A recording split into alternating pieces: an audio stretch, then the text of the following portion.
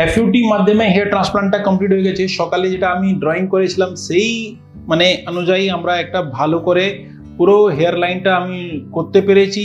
Plus যেটা grafting মানে graft hair ফলিকেলে যে গ্রাফটগুলো থাকে সে তার যে মানে পশ্চার, তার অ্যাঙ্গুলেশন, আর কতটা ভিতরে ঢুকবে মিনস ডেপথ কত থাকবে, সব কিছু ভালো করে মানে প্রসেস করা হয়েছে। তো এই জায়গাটা আপনি দেখতে পারেন, এই পুরো এরিয়াটা একদম ফাঁকা ছিল, এখন পুরো গ্রাফটওয়ালা পুরো এরিয়া ভরা আছে। এই যে এরিয়া আছে আপনি কিছুই বুঝতে পারবেন না আমরা কোন জায়গা থেকে নিয়েছি। এখন উপস্থিত শুধু একটা ড্রেসিং আছে, সেই জন্য এরকম বোঝা যাচ্ছে। যে টাইমে ড্রেসিং খোলা হবে 4 দিন বাদে ড্রেসিং খোলা হবে, এই কিছুই দেখাই যাবে না কি মানে এখানটা কিছু হয়েছে কি না। হ্যাঁ, একটা লাইন থাকবে, ওই লাইনটা যতক্ষণ আপনি চুলটা মানে সেপারেট না করে দেখেন তাহলে ততক্ষণ আপনি কিন্তু কিছুই বুঝতে পারবেন না। হ্যাঁ, একটা পার্মানেন্ট স্কার থাকে কিন্তু ও লিনিয়ার স্কার থাকে, বাস তাছাড়া আর কিছু থাকে।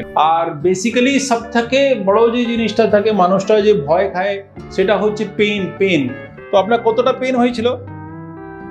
পেন বেসিক্যালি এর মধ্যে মানে নাই বললেই চলবে। যদি উনি মাইনর একটা টাচ সেন্সেশনটাও ফিল করেছেন সে টাইমে আমরা এডিশনাল ওনাকে লোকাল অ্যানেস্থেসিয়া দিয়েছি। আর ইনফ্যাক্ট ইনার ক্ষেত্রে অনেক কম ডোজের মধ্যে আমাদের লোকাল অ্যানেস্থেসিয়ার মধ্যে আমরা পুরো প্রসিজারটা কমপ্লিট করতে পেরেছি। আর প্লাস একটা আরও ভয় থাকে মানুষে কি এই প্রসিজার হয়ে যাওয়ার পরে বাড়িতে গেলে আর কত কি ব্যথা হবে, ব্যথায় যেন সব কিছু ওষুধ দেওয়া হবে, কোনো ঘাবড়াবার কিছুই নেই। হ্যাঁ, একটা জিনিসটা আছে সেটা আমি বলে রাখি, কেন কি এটা 4 হেডে মানে একটা কারেকশন হয়েছে। তো বেসিক্যালি 4 হেডে কারেকশন হবে, তো একটু সোয়েলিং আসবে, সেটা 2 থেকে 3 দিন বাদেও আসবে। আর এই সোয়েলিংটা মাইনর হতে পারে, আরও একটু বেশি হতে পারে। নিজের থেকেই সোয়েলিং যাবে, আপনাকে অ্যাডিশনালি কিছু করতে হবে না তার জন্য। আর আস্তে আস্তে পুরো একদম সেটেল ডাউন নর্মাল ফেসের মধ্যে হয়ে যাবে। মানুষটা নেকে নিচে পুরো স্নান করতে পারে, কোনো অসুবিধা হবে না।